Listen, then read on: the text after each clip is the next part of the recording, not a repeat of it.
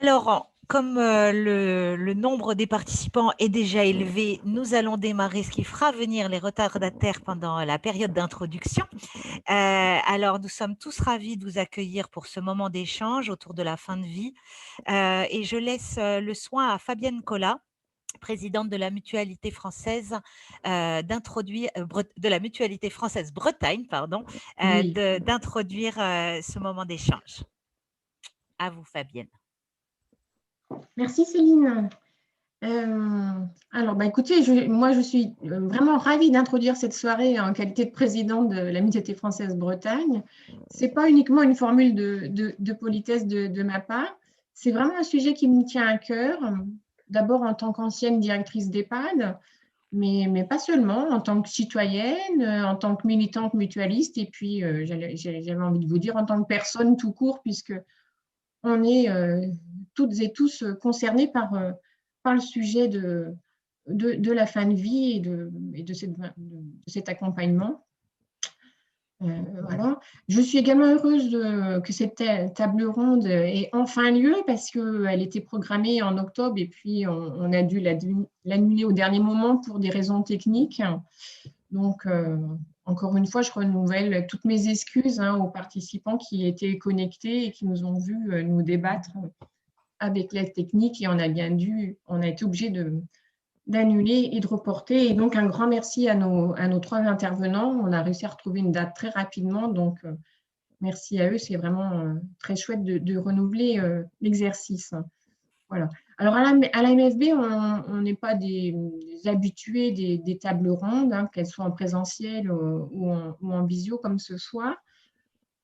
Je crois que de mémoire, nous en avons fait 4 ou 5.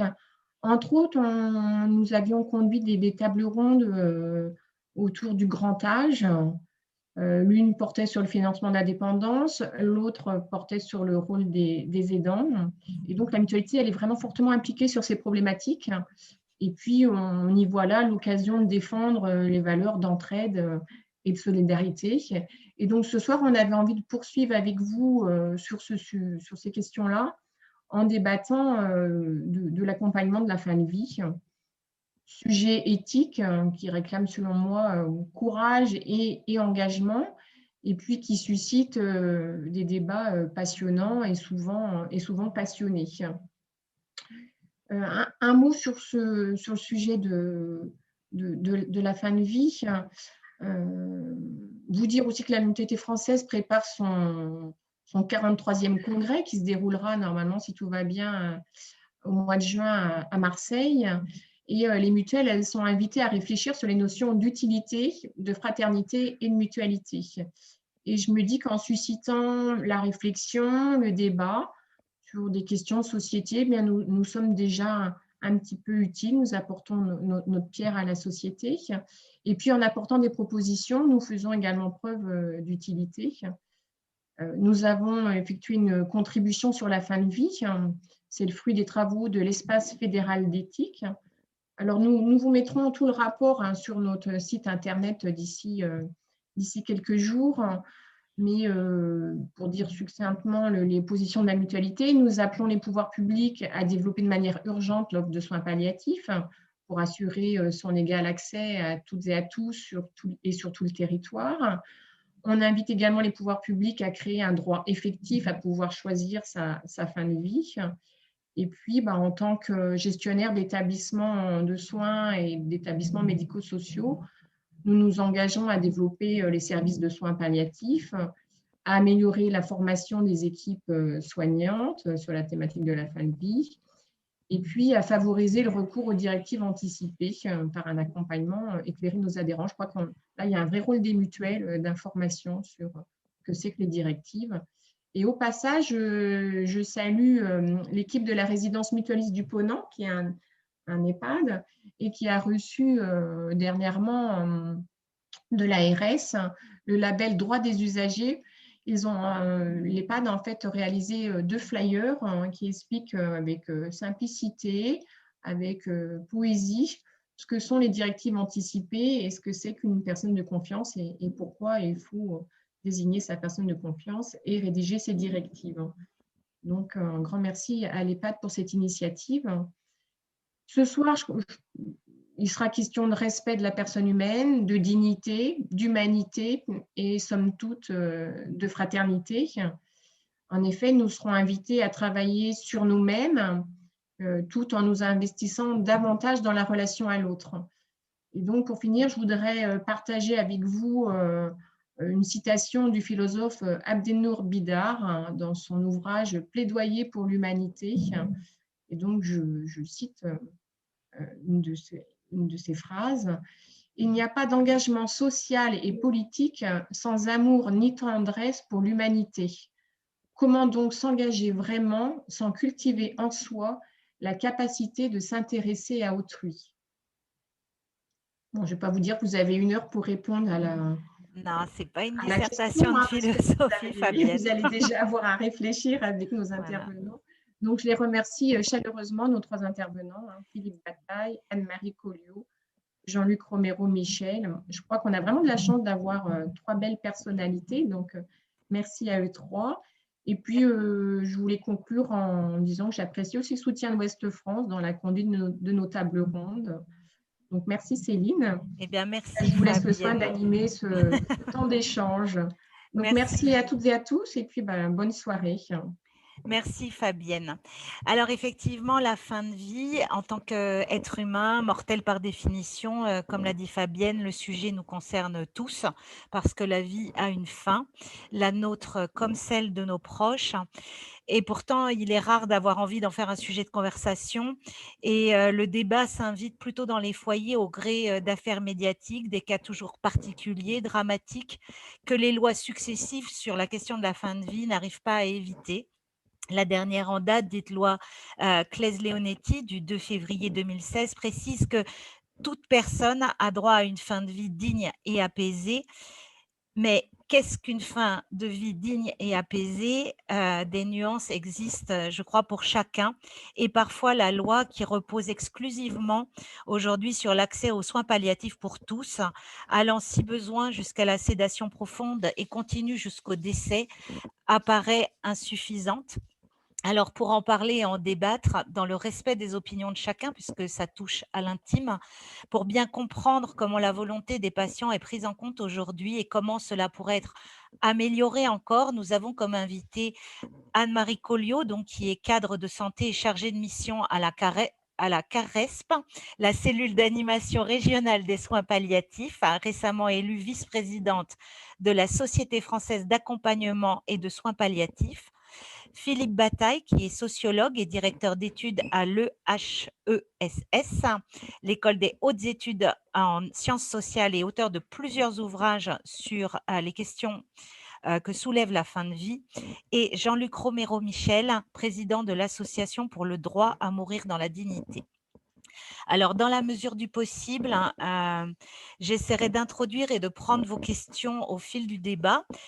Donc, n'hésitez pas à utiliser la petite boîte à questions. Mais donc, on va vraiment commencer. Et pour commencer, j'aimerais qu'on définisse ce que sont les soins palliatifs aujourd'hui, en donnant peut-être pour commencer la parole à Anne-Marie Colliot, qui les connaît particulièrement bien. Alors, les soins palliatifs sont interdisciplinaires, mais concrètement, ça prend quelle forme?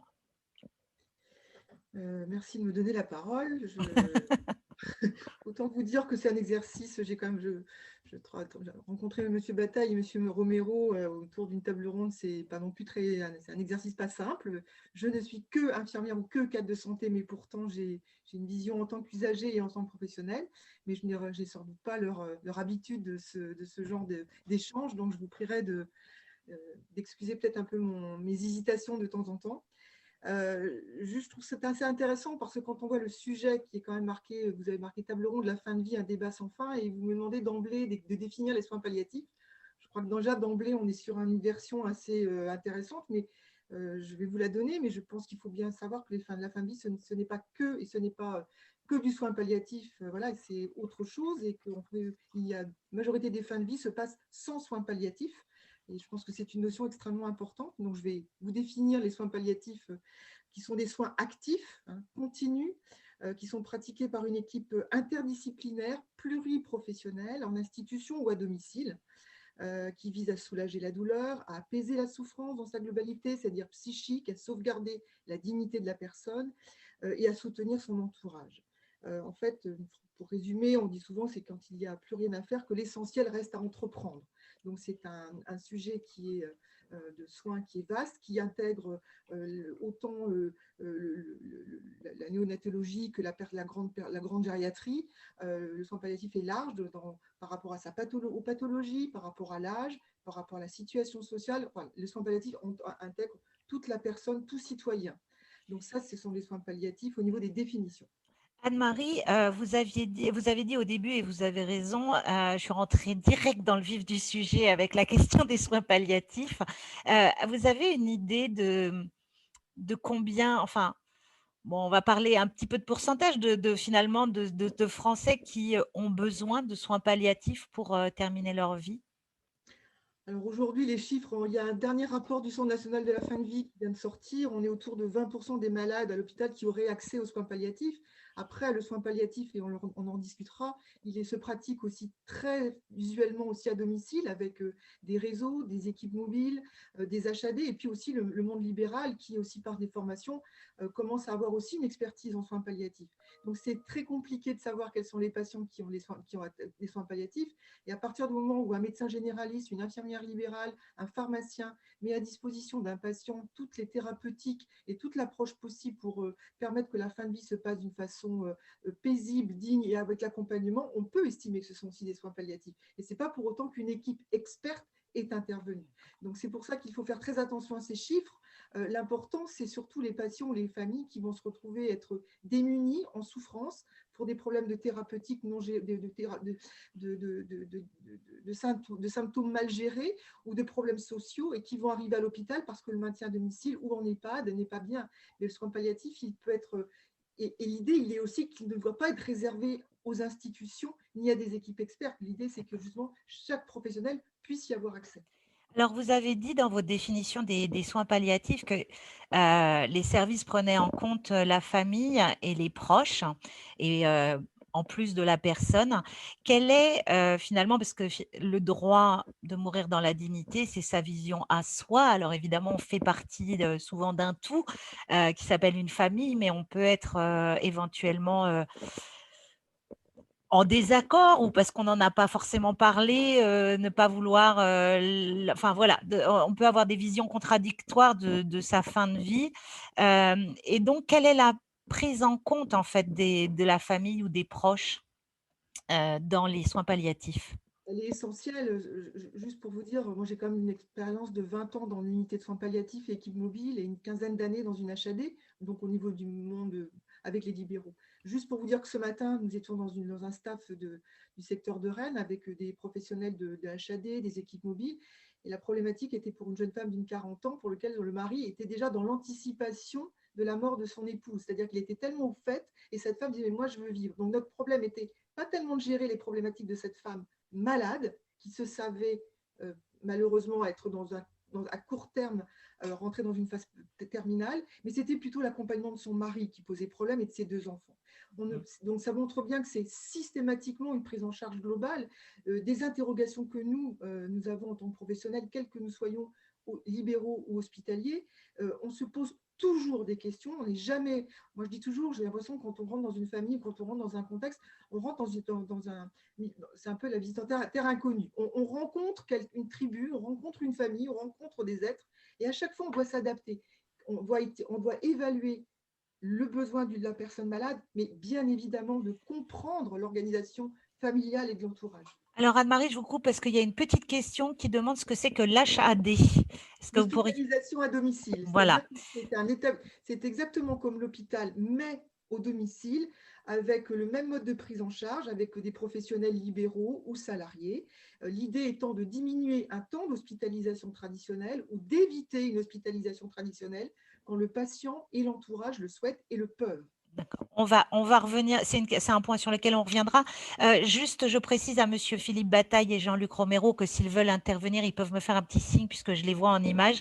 Mais je continue, j'ai encore une petite question pour vous qui est concernant les patients, la prise en compte de la volonté du patient lorsque celui-ci, malheureusement, s'avère incapable de l'exprimer oralement, parce qu'il y a effectivement des personnes qui peuvent être en souffrance, mais qui ne peuvent pas l'exprimer verbalement. Donc, c'est plus difficile de prendre en compte sa volonté. Donc, comment on gère ce genre de choses? J'ai envie de dire qu'on gère au mieux. Je veux dire, je vais être très humble là-dedans. On fait au mieux.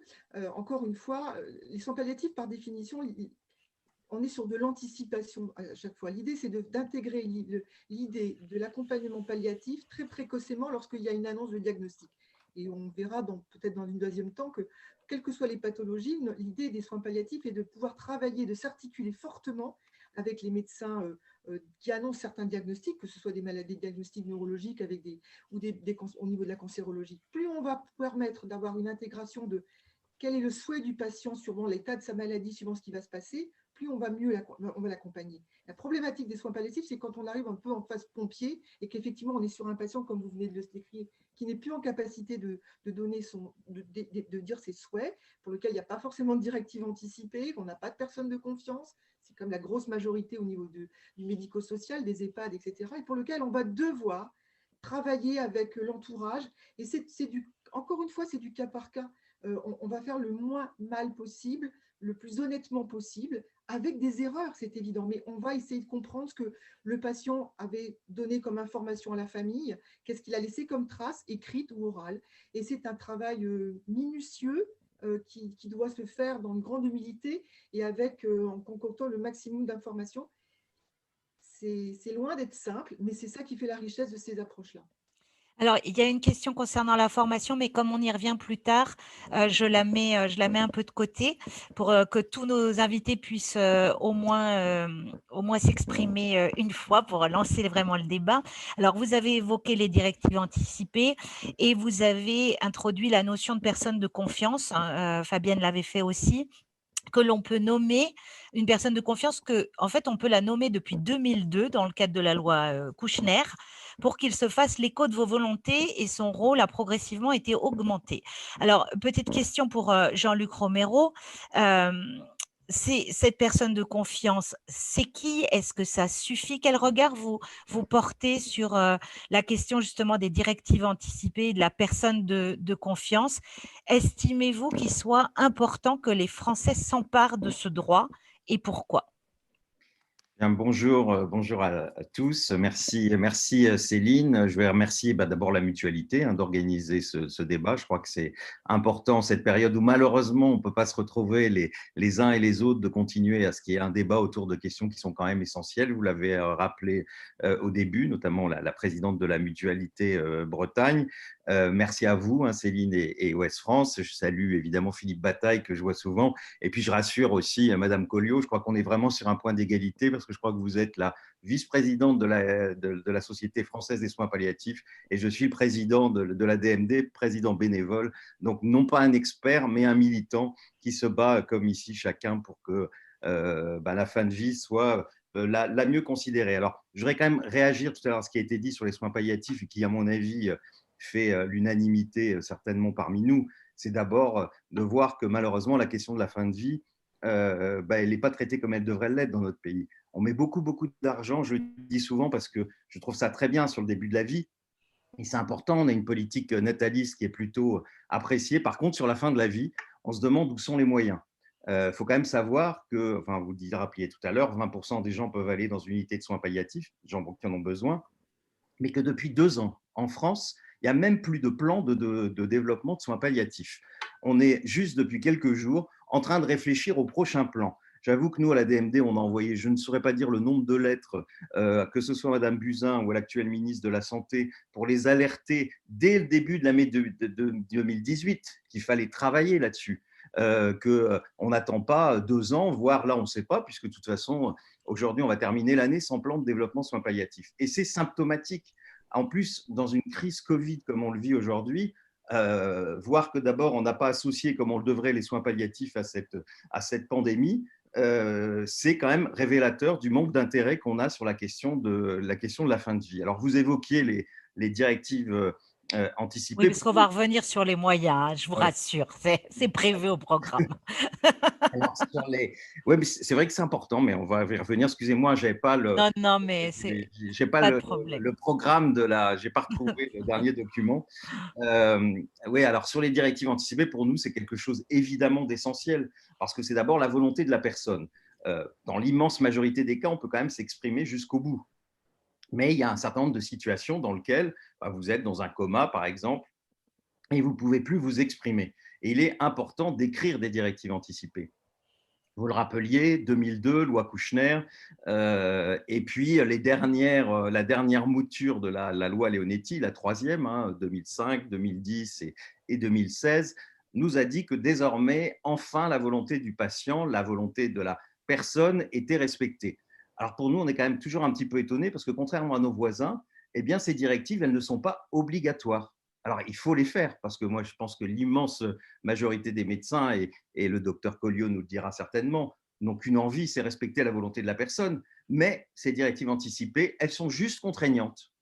Et puis, un médecin peut décider qu'elles sont manifestement inappropriées. C'est un terme qui est dans la loi, qui ne veut rien dire en termes juridiques. Pour celles et ceux d'entre vous qui ont fait des études de droit ou qui sont avocats, magistrats ou autres, ils viendront nous expliquer, parce que nous, quand on a dénoncé cette nouvelle mouture de la loi, on nous a dit, vous dites n'importe quoi. Enfin, il y a eu depuis plein de magistrats de la Cour de casse qui nous ont expliqué qu'elles n'étaient pas obligatoires. Donc, c'est un premier point. Et il n'y a que 13 à 14% des Français qui l'utilisent alors qu'ils disent que le concept, c'est génial. Mais en fait, moi, Alors, pour ça, c'est un vos… sondage. D'abord, ce n'est pas 13 à 14% des Français. C'est un sondage qui a été fait auprès des plus de 50 ans. On leur D'accord. a demandé, est-ce que vous avez écrit des directives anticipées? C'est ce que ça a donné. Alors, vous imaginez, dans une société, il y a aussi des gens qui ont moins de 50 ans. Vous voyez le nombre de personnes. Mais pourquoi? Tout simplement parce qu'on n'en a jamais fait la promotion. Pourquoi aussi? D'ailleurs, comment on les connaît aussi aujourd'hui? Il n'y a même pas un fichier national des directives anticipées. Le seul fichier national qui existe, c'est l'ADMD, association qui, contrairement aux autres, ne demande pas d'ailleurs, n'a aucune subvention publique et qui a réussi à faire un fichier qui aujourd'hui a plus de 50 000 directives anticipées. C'est-à-dire que quand vous arrivez aux urgences d'un hôpital, vous êtes dans le coma, il n'y a personne de votre famille, vous n'avez pas forcément vos directives sur vous, eh bien, le médecin réanimateur ne sait pas quelles sont vos convictions.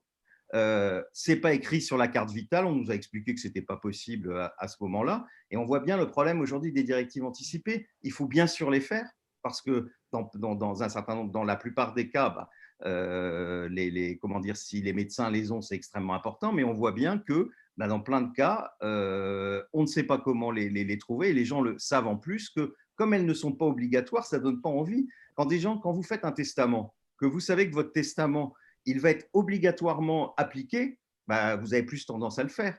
Quand vous écrivez des directives anticipées et qu'on vous dit ce n'est pas tout à fait sûr qu'elles soient appliquées, parce qu'elles ne sont que contraignantes, eh bien, les gens hésitent. Et c'est pour ça qu'en France, on a autant de mal. Regardez chez nos voisins allemands, il y a plus de 14% des Allemands, et là, on ne parle pas des Allemands qui ont écrit des directives anticipées. Et pourtant, et dans leur pays, bien sûr, elles sont obligatoires, comme dans la plupart des pays qui nous entourent. Concrètement, ça ressemble à quoi une directive anticipée et comment on peut le faire? Comment on peut écrire une directive anticipée? Ça ressemble à quoi? Il n'y a pas de forme en soi, si vous voulez. Vous pouvez les écrire sur un papier libre si vous le souhaitez, mais évidemment, il existe des modèles. Nombre d'associations ont fait des modèles. L'ADMD a son propre modèle que vous pouvez télécharger. Un certain nombre de choses sont écrites et vous pouvez rajouter ce que vous souhaitez. En fait, c'est assez libre. Ce qui est important dans des directives anticipées, c'est au-delà d'écrire ce que vous souhaitez, c'est aussi de choisir une personne de confiance. Puisque l'un et l'autre ne sont pas obligatoires. Vous pouvez avoir soit des directives anticipées, soit une personne de confiance. Nous, évidemment, on se bat pour que chacune et chacun d'entre nous ait non seulement une directive anticipée, mais en plus une personne de confiance.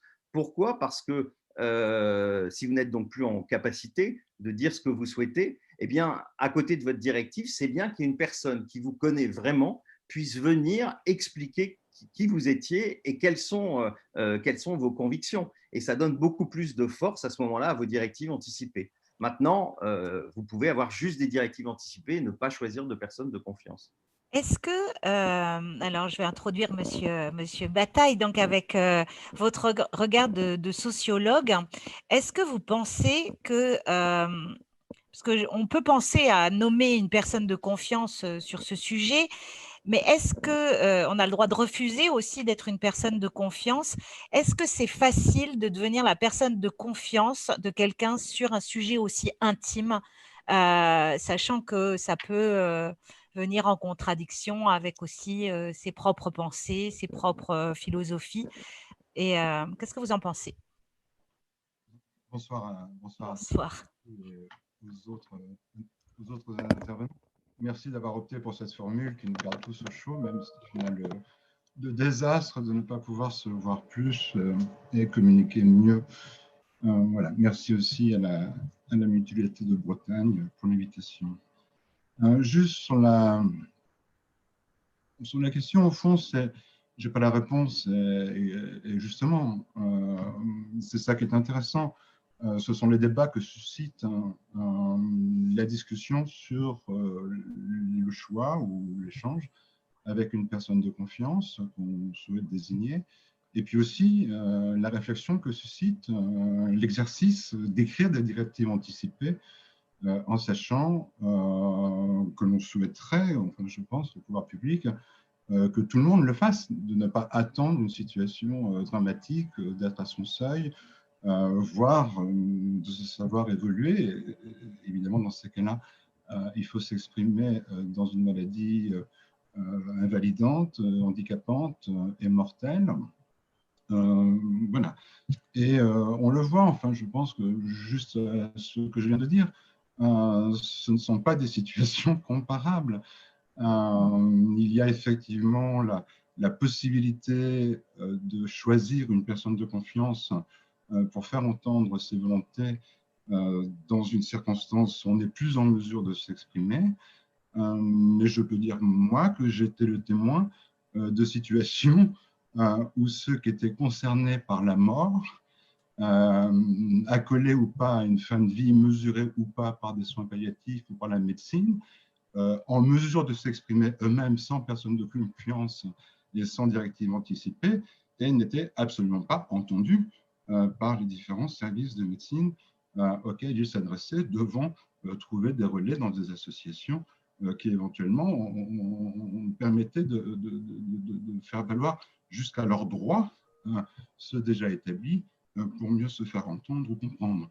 Donc voilà, donc pas de problème sur la question et sur ce début de débat sur l'intérêt et même, je dirais, la nécessité et même la volonté morale, enfin, collective, solidaire, et j'espère universelle, de développer des soins palliatifs accessibles à tous, et justement de rester sur cette tendance d'ouverture du portail de l'activité et de l'aide palliative en circonstances d'annonce d'un décès, fin de vie, ou, je le répète, des maladies évolutives, invalidantes, handicapantes et mortelles, dont le terme est connu par ceux qui les vivent. Au contraire, je souhaite l'ouverture encore plus des soins palliatifs, effectivement le développement des technologies morales qu'on a mises en place avec les directives anticipées et la personne de confiance est aussi légale, permettant de se faire entendre, mais je crois que cette impulsion qui nous est nécessaire aujourd'hui n'est pas suffisamment aboutie, et on le voit, ça suggère, en tout cas, ça provoque des débats dans lesquels nous retrouvons ce soir. Est-ce que, par rapport à la question justement de trouver une personne de confiance, le fait que, je l'ai un peu dit en introduction, mais c'est que c'est pas des sujets dont on parle facilement en famille, donc c'est parfois difficile de les amener sur la table. Est-ce qu'il y a un tabou sur des sujets comme ça ou finalement c'est juste pas un sujet? Et est-ce que ça rend pas les choses difficiles pour trouver la personne de confiance et puis, ou rédiger ces directives anticipées. Et ensuite, sur ce point, sur cette question des directives anticipées, on a plein de questions qui arrivent. Donc, je vous les pose après. Je reprends votre question parce qu'elle est vraiment très éclairante. Vous le dites en famille, c'est le mot que vous avez utilisé, puisqu'effectivement, on se tourne vers sa famille et s'il y a des compétences médicales dans la famille, bien souvent on peut se tourner aussi, au moins au moment de l'échange, pour mieux connaître. Si on a connaissance d'une pathologie, par exemple, comment ça se termine, cette affaire. Voilà, donc on rentre dans toutes sortes de dialogues très, très singuliers, encore une fois, très, très diversifiés. Mais l'idée que vous suggérez, c'est pas tant que la famille se confronte ou quoi, c'est que celui-même qui va désigner cette personne de confiance a conscience de l'importance du rôle qu'il va lui demander. Et souvent, les hésitations, c'est à qui je peux demander ça. Le à qui et le ça étant difficile à joindre. Et ce que je veux dire, et je remercie aussi Fabienne Collat pour son introduction, mais à mes yeux, c'est exactement là que se situe la difficulté, et dans nos discussions éventuellement, c'est qu'au fond, on peut avoir une approche très altruiste de cette question de la fin de vie. Que demander à l'autre? Qu'est-ce que l'autre peut pour moi? Qu'est-ce qu'il a à faire? Comment est-ce que je vais être respecté? Et c'est ça qui est difficile à faire entendre, y compris à l'intérieur de sa propre famille. Parce qu'effectivement, l'invitation est celle-là. Quelle aide avez-vous besoin? Et certains ont tendance à dire, mais je n'ai pas besoin d'aide. Je sais exactement de quoi je parle, et même des procédés, éventuellement, et du moment et de la manière dont je veux mourir, et demandant de le pouvoir. Et c'est évidemment ce qui manque. Mais ce que je veux dire, c'est qu'il y a une entrée par cette dimension très altruiste, à laquelle évidemment tout le monde adhère, de trouver en l'autre la solidarité nécessaire au moment de mourir, de trouver en l'autre une capacité d'action dont vous ne disposez plus, alors que votre volonté est connue et votre situation est unanimement partagée comme étant dramatique. Je pense notamment à Albert, à l'instant, qui est décédé en Belgique en octobre 2017, plus d'un an et demi après l'écriture de la dernière loi. Et ce que je veux dire, c'est qu'il n'y a pas que cette entrée altruiste, il y a aussi une entrée par le sujet, par la personne, par l'individu. Alors je sais qu'on pourrait dire que c'est l'entrée égoïste, mais ce n'est pas de ça dont je parle. Et nous ne parlons pas d'égoïsme, nous parlons bien de relations sociales, nous parlons bien de solidarité entre les vivants par rapport à des situations dramatiques qui nécessitent justement cette solidarité. Et là, nous sommes en panne. Alors, il y a Anne-Marie Colliot qui veut rebondir. Il y a quelqu'un qui me dit qu'aujourd'hui, les directives anticipées sont enregistrables sur le dossier médical partagé, mais il y a des gens qui s'interrogent sur sont-elles respectées, qui demandent si c'est vraiment pris en compte, s'ils en ont fait, si ce sera réellement pris en compte. Alors, Anne-Marie, quand vous vouliez la parole, je pense que cette question est pour vous, qui êtes dans le concret. J'adhère tout à fait à ce que M. Bataille et M. Romero ont dit précédemment. On est complètement d'accord pour dire que la personne de confiance et les directives anticipées sont extrêmement mal connues, et les dernières enquêtes montraient que les professionnels déjà eux-mêmes les connaissaient mal. Donc comment voulez-vous accompagner un patient ou une famille à les rédiger lorsque vous ne les connaissez pas? Donc déjà un gros travail de formation des professionnels. Je pense que pour moi l'important de la personne de confiance est d'éviter de passer du on-off, c'est-à-dire que on peut aussi refuser d'être une personne de confiance, tout simplement parce que ça peut être très lourd à porter. On est souvent des familles éclatées, et quand quelqu'un a demandé à être, j'ai désigné sans avertir l'autre que tu vas être ma personne de confiance, la sensation de certaines, parce qu'encore une fois c'est mal, il y a une mauvaise information, on a l'impression que c'est du on-off. La personne de confiance va avoir le pouvoir de vie et de mort, ce qui n'est pas du tout la mission d'une personne de confiance. Elle est là pour effectivement être la transmission de la volonté de la personne auprès d'une équipe médicale. Elle a un fort pouvoir, mais elle n'a pas le pouvoir de vie et de mort. Et je crois que c'est important de le dire parce que certaines personnes ont peur d'être la personne de confiance en disant on va me faire peser à moi. Alors, je prends dans les familles éclatées ou de recomposer la nouvelle épouse, etc. En disant, mais de quelle légitimité j'aurai par rapport à la mère de ses enfants, etc. C'est très compliqué. Donc, je pense qu'il y a besoin de pédagogie, de réinformer. Il y a déjà eu des campagnes d'information et il faut les refaire. Les directives anticipées, encore une fois, pour accompagner des patients, c'est pas simple, M. Romero l'a bien dit, il y a des supports et c'est pas simple. Et la question qu'on se posait il n'y a pas très longtemps, et Régis Aubry le disait au cours d'une réunion, c'est certaines personnes qui ont fait des directives anticipées il y a quelquefois 10 ans. Comment est-ce qu'on les revisite, ces directives anticipées? Parce qu'aujourd'hui, il y a pas de, elles tombent pas caduques au bout d'un temps. Donc, est-ce qu'on peut les revoir? Et si on les met dans le dossier médical partagé, qui serait une excellente idée, parce que du coup, quand on est hospitalisé, normalement, il y a une visibilité des professionnels, ce qui serait une très bonne idée. Mais comment fait-on aussi pour les revoir? Voilà. Il y a toutes ces questions-là, mais ce qui est certain, c'est qu'elles sont encore très mal connues, mal utilisées. Et moi, quand on me dit dans certains services, et vous ne pourrez que valider que quelquefois on me dit dans les EHPAD, 90% des personnes en EHPAD ont désigné leur personne de confiance. On peut évidemment se poser des questions quand on a des personnes avec des problèmes d'Alzheimer, etc. Est-ce qu'il y a eu de l'auto-désignation ou pas? Donc voilà, je pense qu'il y a un gros travail de pédagogie à faire sur ces deux outils-là. Alors, il y a une question qui vient d'Hubert Je pourrais Stéphane. compléter. Ah oui, je vous en prie, je vous en prie, je vous en prie. Alors, je pense que j'ai dû peut-être mal entendre le docteur Guillot, mais on ne peut pas désigner une personne de confiance sans avoir demandé l'avis de cette personne. Je pense que ce n'est pas ce que vous avez voulu dire, mais on a pu…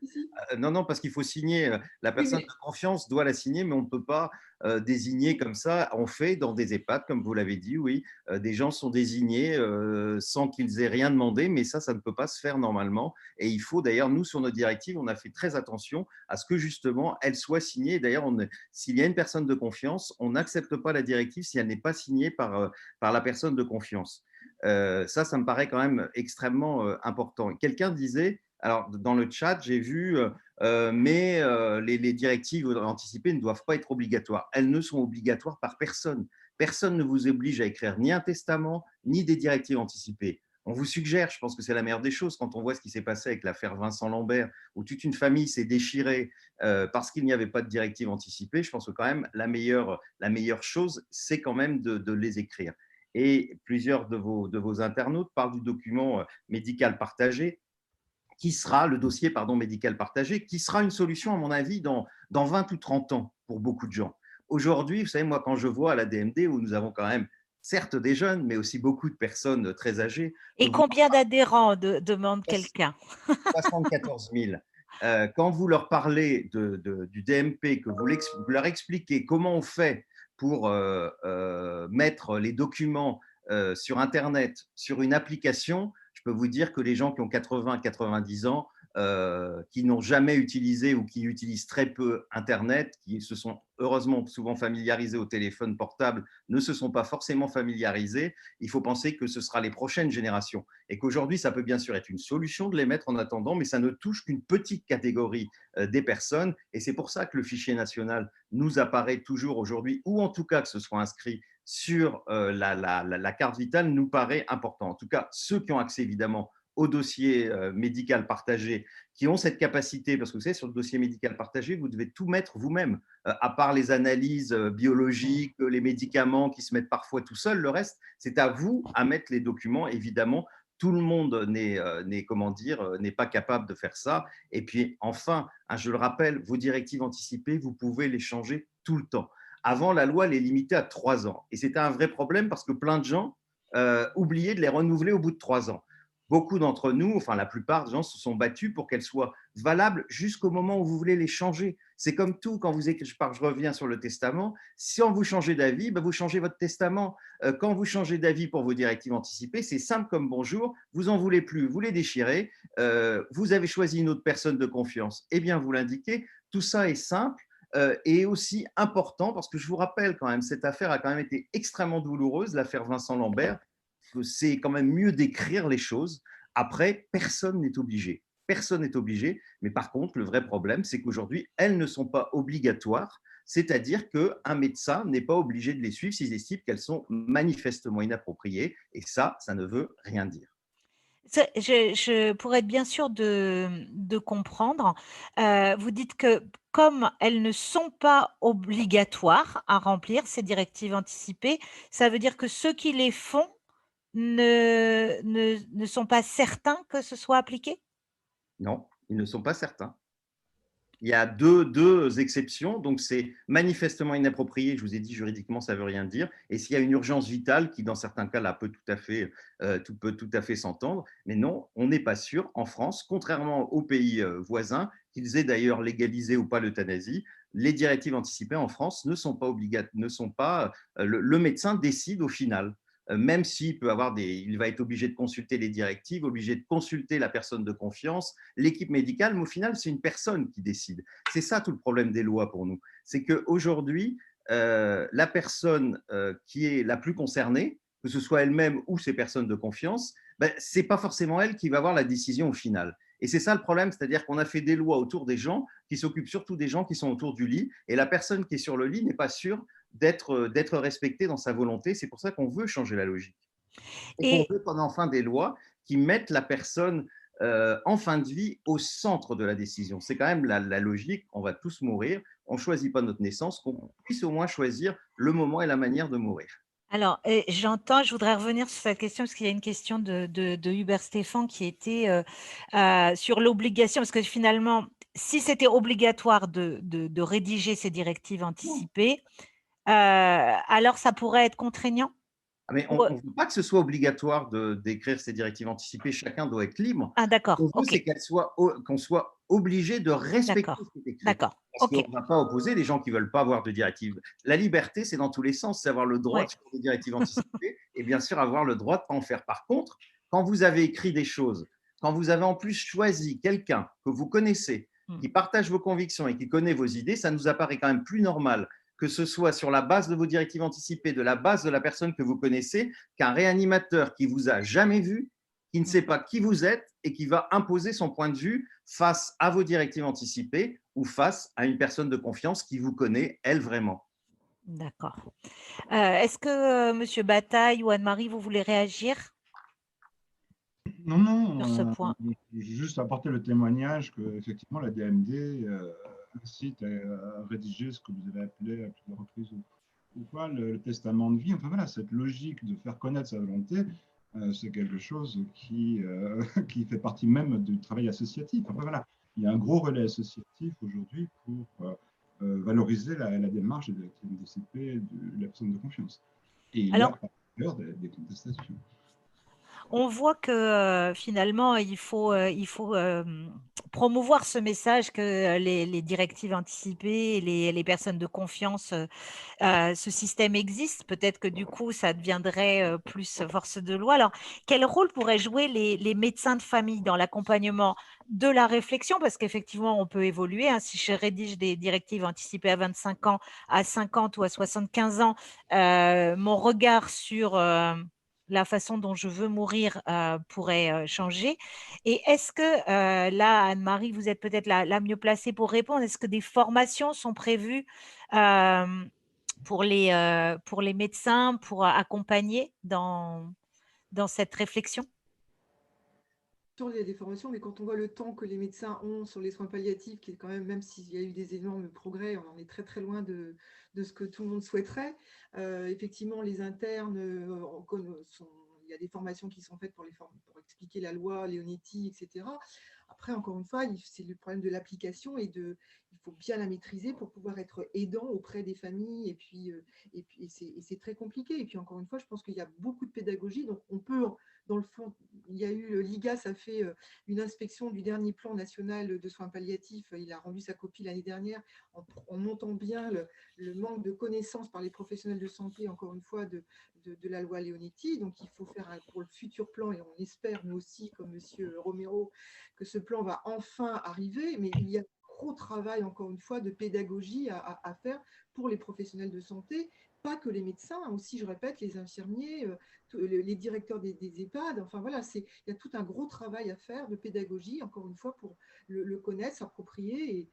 Et ça doit commencer au moins par passer par là. On peut dire que la loi n'est pas figée, que la loi évidente, elle peut être revisitée, mais au moins que la loi qui existe déjà, elle soit déjà un peu mieux connue et déjà appliquée, ce qui n'est effectivement pas toujours le cas. On est d'accord. Et sur cette question de la prise en compte, parce que ça revient beaucoup dans les questions, sur la question de la prise en compte ou non par le personnel médical de l'avis de la personne de confiance ou des directives. Vous avez, vous, dans vos expériences, qu'est-ce qui justifie finalement qu'on n'en tienne pas compte enfin, dans les cas que vous avez pu rencontrer ou alors pas rencontrer, hein, Moi, oui, moi, je suis dans un domaine très particulier qui est encore une fois la sphère palliative. Encore une fois, cette sphère est loin d'être idéale et sans erreur.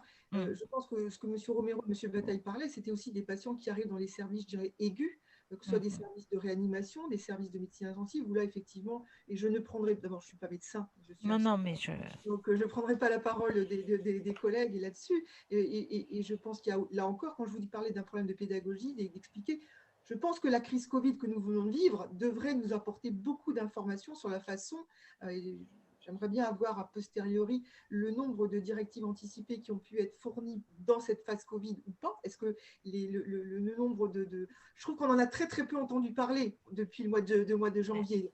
Et on n'a pas entendu de la part de nos politiques une sorte d'incitation à les remplir. On a parlé de beaucoup de choses, mais moi, je n'en ai pas tellement entendu parler. Oui, alors que… Voilà. Ouais. Donc peut-être que c'est qu'une impression. Il serait intéressant de voir par région, les régions qui ont été très impactées, à savoir la région de l'Est et la région de l'Île-de-France, est-ce qu'il y a eu plus de directives anticipées de Probit ou pas? Je pense que ce serait intéressant de voir. Mais je pense qu'il faut, encore une fois, je répète, il y a un problème de pédagogie, de connaissance, et je pense que dans les soins palliatifs, ce que nous faisons, c'est que, encore une fois, je le répète ce matin pour du concret, hein, j'étais en staff avec une vingtaine de collègues de tout horizon sur l'île-et-Vilaine, d'emblée sur 2 situations. Qui est la personne de confiance? Est-ce qu'il y a des directives anticipées? Pour nous, maintenant, c'est du systématique. Est-ce qu'on les connaît ou est-ce qu'elles existent ou pas? Et à partir de là, pour nous, c'est un socle de réflexion. Alors, il y a une question de nos auditeurs qui demande, quelqu'un qui demande d'expliquer la différence entre directive contraignante et obligation pour les médecins de les respecter. Je ne sais pas si l'un d'entre vous veut s'engager. Contraignante ou opposable. C'est-à-dire contraignante, il faut les lire. Opposable, ça veut dire qu'elles doivent être obligatoirement respectées. Et en France, elles ne sont pas opposables. Elles sont juste contraignantes. Il faut les lire, il faut voir la personne de confiance, mais elles ne sont pas obligatoires. C'est ça d'ailleurs tout le souci de ces directives anticipées. Je le disais tout à l'heure, c'est pour ça qu'un certain nombre de gens n'ont pas forcément envie de le faire, même si je le dis, je pense que la majorité des médecins n'a pas envie d'imposer son point de vue, a envie évidemment de respecter la personne, mais on peut avoir des gens avec des points de vue particuliers, on l'a vu, même sur la sédation terminale, des médecins qui ne souhaitent pas la faire, qui ne respectent pas la loi, qui ont des opinions parfois religieuses qu'ils veulent imposer, d'où l'importance qu'elles soient opposables. Et on le voit bien quand Anne-Marie Colliot évoquait cette période de Covid et des directives anticipées. Le problème dans cette période, c'est que les usagers de santé, ils ne sont pas entendus. Ils ne sont pas entendus.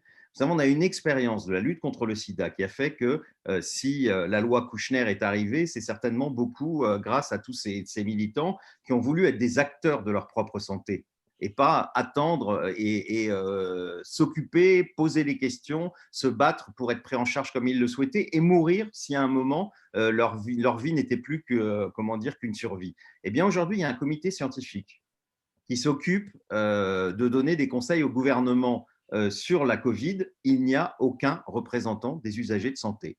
Nous n'avons que des experts, dont très bien, hein, la plupart sont bien, mais vous vous rendez compte aujourd'hui avec toute l'expérience qu'on a, et après on s'étonne qu'un certain nombre de choses n'avancent pas. On s'étonne que, par exemple, on n'ait pas mis réellement les soins palliatifs dans cette affaire de la Covid qui nécessitait. Vous savez, moi, ma mère est morte il y a un mois de la Covid. Je peux vous dire, si je vous expliquer les conditions, c'est des conditions assez dramatiques et pourtant j'étais là et j'étais là pour la défendre, pour se faire entendre, même quand vous êtes le président de la DMD. Je peux vous dire qu'il y a des fois, c'est bien compliqué. Et quand quelqu'un demande tous les jours à mourir et qu'on ne veut pas l'entendre, eh ben, c'est pas si simple que ça. Eh bien, on le voit aujourd'hui, vous vous rendez compte.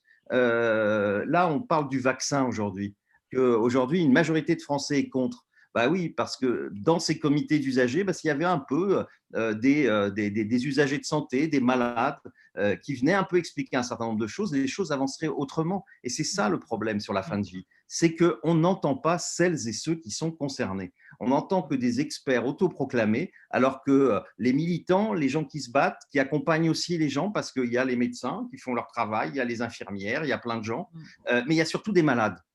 Il y a surtout des malades. Et c'est ces malades qu'il faudra entendre. Et dans notre pays, on a un mal fou. D'ailleurs, ceux qui ont été, moi je suis élu local, qui ont été dans des conseils d'administration d'hôpitaux, etc., ils le savent bien. Notre parole, elle est compliquée. Quand il y a un professeur de médecine qui parle, eh ben, sa parole, elle vaut plus que les représentants des usagers de santé. Et c'est comme ça. Dire le contraire aujourd'hui, c'est faux. C'est pour ça qu'il faut changer, qu'il faut faire une révolution dans notre façon de s'occuper globalement de la santé, mais aussi globalement de la fin de vie, c'est-à-dire en redonnant le pouvoir à celles et ceux qui sont vraiment les gens concernés, c'est-à-dire celles et ceux qui meurent.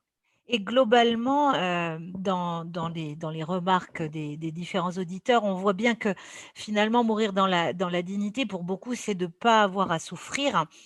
C'est peut-être pour ça que j'étais rentrée dans le vif du sujet avec la question des soins palliatifs. Il y a la question des moyens, mais alors comment accéder au fait d'arrêter de souffrir? Et est-ce que, quelles sont un peu les limites? On évoquait, cette problématique de moyens, mais comment on peut faire pour accéder à ces soins palliatifs? Qui décide qu'on y a accès? Et est-ce que finalement, avoir plus de droits d'accès aux soins palliatifs et à éviter la souffrance, ça ferait peut-être même changer la façon de voir, sa fin de vie? Mais ça, j'anticipe un peu sur le suite, mais est-ce que déjà, il y a une inégalité d'accès aux soins palliatifs? Je ne sais pas qui veut prendre la parole sur ce sujet. Je pense que vous avez tous des choses à dire. Enfin, moi, À peut-être vite fait, on est tous d'accord là-dessus. On ouais. l'a dit au début, et Anne-Marie Colliot ou Philippe l'ont dit. Aujourd'hui, l'argent n'est pas là. Les Ouais. moyens ne sont pas là. Et quand on pense qu'à peine 20 à 25% des gens qui en ont besoin peuvent aller dans une unité de soins palliatifs, ce n'est pas possible. Alors, comment ils y vont? Soit ils meurent au bon moment, hein, soit ils ont des relations. Et on voit bien que dans ce domaine-là, avec une inégalité géographique qui est quand même absolument incroyable. Et à la question que vous dites, le jour où il y aura, et on se bat tous ici, moi je me bats depuis toujours et bien avant d'être à la DMD pour l'accès universel aux soins palliatifs. Chacune et chacun ait cette possibilité. Mais quand vous avez cette possibilité, ce n'est pas pour autant qu'il n'y a pas des gens qui demandent à bénéficier ou d'une euthanasie ou d'un suicide assisté. Regardez l'exemple des pays, non mais regardez, parce que je pense que c'est important de le dire. Oui, mais c'est parce qu'on y vient juste après et que c'est un gros point dans lequel je voudrais qu'on termine avec. Juste pour pas qu'on ait ce sentiment que vous avez donné, que je peux en comprendre, c'est une question que vous posez, que dès qu'on aura des soins palliatifs, tout sera résolu. C'est faux. Il faut reconnaître que les soins palliatifs ne résolvent pas tout. Il y a des situations qui leur échappent. Elles sont certes minoritaires. 95% des situations pourront être résolues par les soins palliatifs. Mais il y a 4 à 5% des cas. Et c'est pour ça qu'en Belgique, aux Pays-Bas, il y a l'accès universel aux soins palliatifs. Des moyens qui sont considérables comparés à nous. Eh bien, il y a aux Pays-Bas presque 5% d'euthanasie et en Belgique, on a dépassé les 3%. Non, mais je sais qu'il y en a qui sont impatients qu'on arrive sur ces sujets, mais je voudrais quand même qu'on en arrive. Anne-Marie, je crois que vous aviez, pour nous expliquer un peu cet accès aux soins palliatifs, 2 slides à montrer, si Marie, en back-office, veut bien nous mettre ou expliquer comment ça se passe. Alors, je voudrais dire que je ne peux qu'adhérer au problème des moyens. Ceci dit, on a quand même la chance en Bretagne d'être sur une terre où l'Ankou, notre l'Ankou breton, a sans doute semé des petits, et on a une population professionnelle extrêmement sensible à tout ce qui est accompagnement de fin de vie, et ça, on a quand même une coordination bretonne de soins palliatifs qui a été très forte et qui a poussé notre ARS Bretagne à nous donner aussi des moyens. On a la chance en Bretagne, et pour avoir le comparaison au niveau national, maintenant en étant à la SFAP, je me rends compte à quel point on a quand même une grande avancée par rapport à beaucoup de régions. Alors, encore une fois, tout est encore améliorable largement, mais on a des territoires qui sont pas si mal fournis. Ceci dit, ce n'est pas forcément, je pense, uniquement malheureusement un problème de moyens. C'est vrai, c'en est. Mais aujourd'hui, on est sur une pénurie médicale. Il ne faut pas oublier qu'aujourd'hui, notre travail, nous, à la CARESP et avec l'ARS Bretagne, c'est d'essayer de mettre du maillage territorial pour que, trouver un médecin aujourd'hui sur certains territoires, c'est compliqué, mais trouver un médecin avec une expertise soins pâles ou douleur, c'est encore plus compliqué. Vous savez, ce n'est pas un problème régional, c'est un problème national. Donc, et ce n'est pas un problème de moyens uniquement. On a des endroits où on a, par exemple, l'ARS a débloqué des financements pour faire des équipes mobiles de soins palliatifs. Eh bien, il y a une équipe mobile qui n'est toujours pas pourvue parce qu'on ne trouve personne. Donc, il y a bien un problème aussi de personnel professionnel médical et paramédical. Et je pense que ça, il ne faut pas non plus penser uniquement financier. C'est un fait, mais ce n'est pas que ça. Donc, on a la chance en Bretagne de ne pas être trop mal doté, encore une fois. C'est fragile. On voit bien que dès qu'un médecin part, ou il y a des structures qui ne tiennent que par un temps de médecin, etc. Voilà. Donc, notre travail, il est de mettre du maillage pour qu'on arrive à faire qu'un patient, la devise est en fait que tout citoyen breton, quel que soit son lieu de vie, domicile, EHPAD, MAS, femme, et quel que soit son âge, ait un accès à des professionnels de santé de première intention, à savoir libéraux, qui seront appuyés avec une équipe de soins palliatifs experts. Et aujourd'hui, on est vraiment sur problème de maillage parce qu'on est dans une pénurie médicale.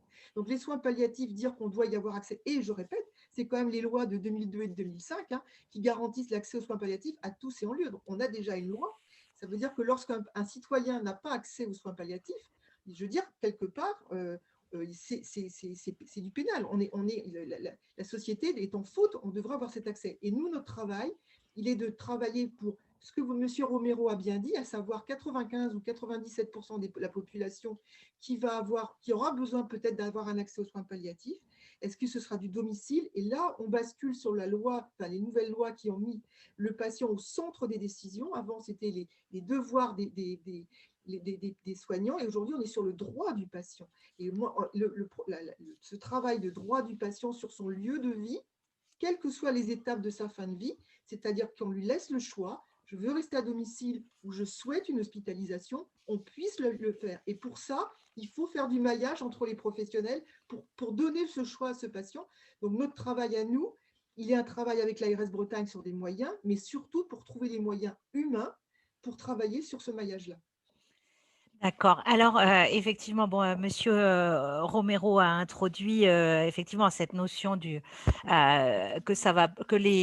les soins palliatifs ne vont pas suffire à tout le monde. Alors, une question quand même pour monsieur Bataille, c'est est-ce que avec l'évolution de la société, les évolutions de la médecine, d'abord le rapport à la mort a changé, et est-ce que vous pensez que la société est prête à aller plus loin que l'autorisation du laisser mourir pour aller jusqu'à l'autorisation du faire mourir? Merci de cette avancée dans le débat. Juste tout de même, sur le développement des soins palliatifs, l'accès, la question de l'égalité qui a été posée, et on sait que nous sommes dans des inégalités territoriales, sociales, morales, mais aussi la question de la formation et la réponse qui a été donnée par exemple en EHPAD. Tirons quand même quelques enseignements de la situation récente, ce qui s'est passé en EHPAD ces derniers mois. Nous sommes dans le scandale, dans l'indigence. La plupart des EHPAD n'avaient pas d'oxygène. Des directeurs d'EHPAD ne savaient pas ce qu'est un PSE, un pousse-seringue électrique. Des milliers de personnes sont décédées dans des circonstances inqualifiables, extraordinaires au sens voilà, et ça n'est pas fini. Et quoi qu'il se passe, 30% des décès seront en EHPAD. Je n'ai pas dit les vieux, en EHPAD. Et partant des EHPAD. Donc voilà, je voudrais quand même dire qu'il y a un mot-clé qui me paraît, moi, supérieur à celui des soins palliatifs, et vous venez de l'utiliser, c'est celui de la mort. Soudain, la mort est entrée en EHPAD. La mort n'existait pas. Alors que tout le monde, ou en tout cas autour d'une table, on peut qualifier facilement ces endroits de miroir. Donc voilà, donc il y a quand même un diagnostic d'époque qui s'impose à nous et qui effectivement doit nous inciter à aller au-delà de nos silences ou au-delà de nos réserves pour aborder la question de la mort, et c'est la question que vous me posez sur la société. La réponse est oui. Alors je sais bien que j'ai écrit là-dessus, je sais bien que d'autres disqualifieront les dizaines de sondages qui sont produits depuis des années dans ce pays et qui massivement apportent la même réponse, et même lorsque c'est le journal Le Pèlerin qui est le commanditaire du sondage, au-delà de 85-90, parfois plus, favorable à l'aide active médicale à mourir. Les Français y sont très, très, très favorables depuis très, très, très longtemps. Et ils se sont collectivement, je peux dire unanimement indignés de tas de procès qui ont défrayé la chronique et qui ont brutalisé l'espace public, qui ont été des moments où finalement ils ont plutôt consolidé leur opinion, si on utilise ce mot, et une opinion favorable pour l'aide active médicale à mourir. D'accord. Donc, là, du coup, j'étais j'étais dans vos propos, j'étais tout à l'écoute, mais du coup, j'ai du mal à rebondir. Donc, monsieur Romero, vous militez au sein de l'association pour le droit à mourir dans la dignité pour que cette aide active à mourir puisse être votée. Vous avez parlé de la Suisse et de la Belgique, où se pose aussi la question que peut prendre la forme de l'aide active à mourir. Il y a l'euthanasie, il y a le suicide assisté. Est-ce que, soit M. Romero, soit M. Bataille, vous pourriez évoquer les nuances qu'il y a derrière ces deux formes de l'aide active à mourir? Alors, je vais un peu vous embêter parce que je voudrais quand même revenir sur deux, trois choses que j'ai Pardon. entendues et qui me paraissent importantes quand tout à l'heure Anne-Marie Colliot dit à juste titre que la loi prévoit que chacun peut bénéficier des soins palliatifs. C'est vrai. Sauf que tout ça, on l'a vu, c'est pas la première loi, puisqu'on en a la quatrième, cinquième loi qui donne ce droit. Vous savez, c'est comme l'histoire des droits formels et des droits réels. C'est écrit, vous avez droit, vous savez, dans la Constitution et le préambule de 46, vous avez droit à un travail. Qu'est-ce que font les chômeurs dans notre pays? Pourtant, c'est un droit constitutionnel. Eh bien, ce droit n'est pas un droit appliqué parce que le problème de ces lois, et c'est pour ça qu'il faut les changer, c'est qu'elles proclament des droits, mais elles ne mettent pas en face les moyens.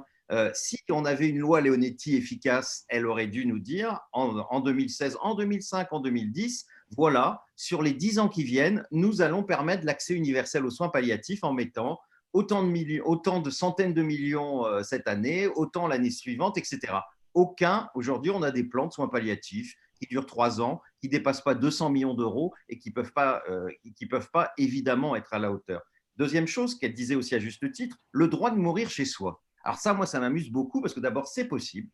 Parce que dans les pays qui nous entourent, en Belgique, aux Pays-Bas, vous voyez, comme par hasard, on meurt majoritairement chez soi. Pas chez nous. Pourquoi? Parce que ce droit-là, il n'est d'abord pas possible partout. Quand vous habitez à Paris, comme j'habite, où les appartements coûtent extrêmement cher, comment vous faites quand vous vivez dans un 2 pièces, que vous êtes 3, pour avoir une chambre médicalisée? C'est impossible. Et donc, dans la réalité, c'est encore un droit qui fait que d'ailleurs, c'est une minorité de moins de 30% des gens qui ont la possibilité de mourir chez eux. Donc, on voit bien que dans ce domaine-là, on n'a que des lois qui proclament des droits, mais en face, il n'y a rien pour les assurer, ces droits. Et en tout cas, en l'occurrence, le droit de mourir chez soi, c'est impossible dans notre pays aujourd'hui parce qu'il n'y a pas ces moyens. Enfin, ce n'est pas impossible, c'est possible pour 30% des gens. Excusez-moi, moi, si, c'est la réalité des choses. La majorité des gens meurent à l'hôpital ou en institution. Je n'invente pas des chiffres, vous pouvez hausser la tête tant que vous voulez, vous avez raison, c'est agréable quand vous le faites, mais la réalité des choses, ce n'est pas celle-là, c'est que les gens, et allez voir dans les grandes villes, si vous n'avez pas un grand appartement, vous ne pouvez pas mourir chez vous. Et puis à la campagne se pose souvent le problème de l'HAD, l'hospitalisation à domicile dont on a parlé tout à l'heure, qui n'est pas accessible partout. Il suffit de regarder les chiffres. Il y a des chiffres là-dessus, on n'invente rien. C'est une réalité. Alors, il faut faire quoi? Vous le disiez tout à l'heure, nous, il faut une loi qui permette d'un côté l'accès universel aux soins palliatifs, et ça, nous le disons et nous le redisons, parce que là-dessus, il n'y a aucun doute. Moi, je ne suis pas un militant de l'euthanasie, je suis un militant du choix et de la liberté. Et il faut de l'autre côté, parce qu'il faut arrêter avec ces gens qui n'ont aucun doute, qui disent « vous êtes dans les soins palliatifs, tout va bien, on meurt heureux presque ». On entendait certains nous dire ça. Non, on meurt rarement heureux d'ailleurs, mais on peut mourir avec une certaine sérénité et avec une certaine dignité. Et pour ça, il faut aussi permettre aux gens de bénéficier d'une euthanasie ou d'un suicide assisté. C'est-à-dire une euthanasie, c'est un médecin qui vous laisse partir, qui vous injecte un produit qui vous permet de partir sans souffrance, ou un suicide assisté, c'est vous-même qui prenez le produit et qui évite d'ailleurs d'impliquer un soignant dedans. Et on nous explique depuis des années qu'en France, ce n'est pas possible, alors que moi, je voudrais quand même vous le dire, vous évoquiez ces pays, mais on va bientôt être entouré, nous, le pays des droits de l'homme, de pays qui vont tous avoir légalisé l'euthanasie ou le suicide assisté. On a les Pays-Bas, on a la Belgique, on a le Luxembourg, la Suisse a le suicide assisté. Figurez-vous qu'en Italie, le tribunal constitutionnel a demandé au Parlement italien de légiférer sur le suicide assisté. L'Espagne a une majorité qui a mis dans son programme l'euthanasie et qui est en train de travailler dessus. Et le Portugal, ce sera certainement au mois de janvier. Vous vous rendez compte, le pays des droits de l'homme, la République française, elle va bientôt être entourée de pays qui ont donné ce droit-là et qui n'a rien changé dans leur pays. D'ailleurs, vous allez voir les médecins belges, vous allez voir les médecins hollandais, qui sont dans les soins palliatifs. Qu'est-ce qu'ils vous disent? Que les morts qui sont accompagnées sont souvent les plus sereines. Parce que vous savez, aujourd'hui, et notamment en France, vous mourrez la plupart du temps souvent la nuit et souvent seul.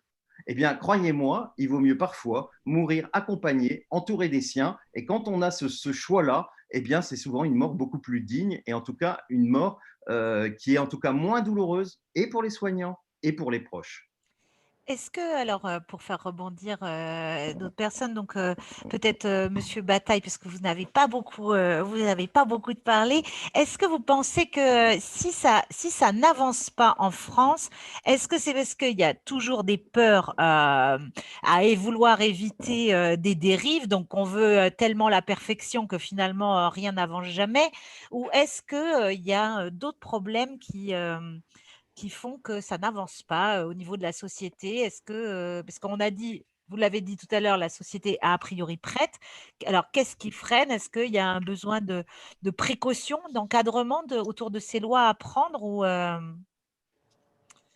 En préambule à la réponse, la question est très claire, pas de souci, mais je prolongerai un peu ce que vient de dire Jean-Luc Romero, je crois, sans le déformer, et il me corrigera. Mais au moment où vous posez la question de la distinction entre suicide assisté et euthanasie, j'entends dans la réponse, et j'y adhère, qu'il n'y a pas d'opposition entre soins palliatifs et la revendication de l'euthanasie, voire du suicide assisté. La loi belge est intéressante à ce titre. Il y a plusieurs lois qui nous entourent, et puis il y en a d'autres qui sont plus éloignées, ou sur les États américains ou ailleurs. Mais à dire vrai, il y a une manière d'écrire la loi et une manière de former la médecine et aussi d'aider la société à s'exprimer et à faire valoir ou entendre, effectivement, comme nous le faisons à travers les dispositifs évoqués tout à l'heure. Mais il n'y a pas de clivage nécessairement entre l'activité palliative et l'offre et le développement et l'accès, je le redis ce mot toujours un peu clé, je trouve, dans l'offre et l'accès aux soins palliatifs et la reconnaissance et même la pratique de l'euthanasie et du suicide assisté. J'insiste un tout petit peu avec l'exemple belge, encore une fois je me fais corriger, mais au fond la situation belge laisse le choix in extremis, si vous voulez, lorsque la demande a été faite, entre euthanasie au sens d'une injection létale délivrée par le médecin ou l'auto-administration de la potion qui vous fera mourir, mais là aussi en présence du médecin. Certains hésitent jusqu'au bout, enfin voilà, et ça se fait avec l'aide médicale, et parfois avec simplement la présence médicale, puisque le geste est auto-administré. Mais c'est ça qui est important, c'est l'engagement de la médecine et la présence de la médecine sur les trois plateaux, soins palliatifs, assistance, aide médicale active à mourir et suicide assisté. Et il n'y a pas forcément d'opposition, il y a même une combinaison, une articulation. Et c'est précisément ce qu'il faut laisser à la main du patient, qui lui-même peut évoluer, y compris dans les derniers moments, et voir vraiment les derniers moments. Ce qui est important, c'est la continuité de l'engagement et de la présence médicale pour permettre que le confort soit respecté pour que la situation soit partagée, que justement, ce ne soit pas un acte isolé. Savez-vous, je me permets de le dire dans cette conférence avec la mutualité de Bretagne, savez-vous que 30% des suicides en France, sur un chiffre qui bouge entre 8 000 et 9 000, parfois plus, mais sont le fait des malades et des vieux qui sont des gens incurables, handicapés, et qui meurent dans des circonstances ou qui ratent leur suicide, ce qui est évidemment leur crainte. Voilà. Donc, je crois que c'est en Belgique, effectivement, que les statistiques montraient que le niveau des suicides de personnes âgées, malades, etc., avait réduit quand ils avaient pu avoir accès au suicide assisté ou à l'euthanasie. Mais derrière les nuances, cela dit, vous avez dit l'aide médicale. Il y a une question des auditeurs qui disent: est-ce que de même que certains médecins refusent de pratiquer l'avortement, ils pourraient refuser aussi de pratiquer l'euthanasie, puisque ce n'est pas un geste anodin? Alors, je suis pour ce qu'on appelle la clause de conscience. J'ai moi-même eu, je pense que d'autres autour de cette table, ont eu des échanges avec le législateur dans des commissions, avec les ministres ou autres à différents moments.